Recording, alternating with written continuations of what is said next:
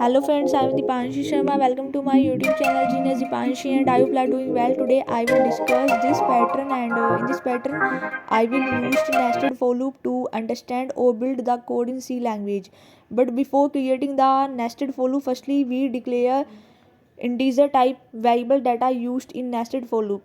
So firstly we create I and I, j and k variable of integer type, and after declaration of integer type variable I, j and k, now we create outer for loop, and in this outer for loop we takes three parameters. Firstly we initialize I equals to 5 and check condition if I greater than equals to 1, and I decrement to 1.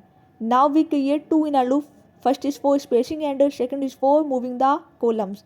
So now we create the for loop is for spacing. So we used the variable k, and we initialize k equals to I, and check condition if k greater than 1, and k decrement to 1, and inside this loop we print the space. Now we create second inner loop that is for move the columns. So for this loop we initialize j equals to I, and check condition if j less than equals to 5, and j increment to 1, and inside this column for loop we print the firstly we used the specifier percentile c because this is an alphabet pattern, and percentile c specifier will be used, and we used the logic j plus 64 because this is a column wise pattern, and when we have a column wise pattern we always print the inner loop variable that is j.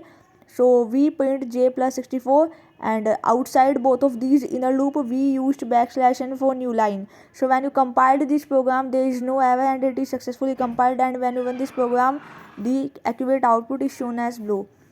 So I hope you understand that how to build the code for this pattern, and if you have any concern you can ask me in the comment section. I am available for you. Like, share and subscribe our channel Genius Deepanshi, and for my point of view, move ahead and do hard work when you will get accurate. Thank you. I know one.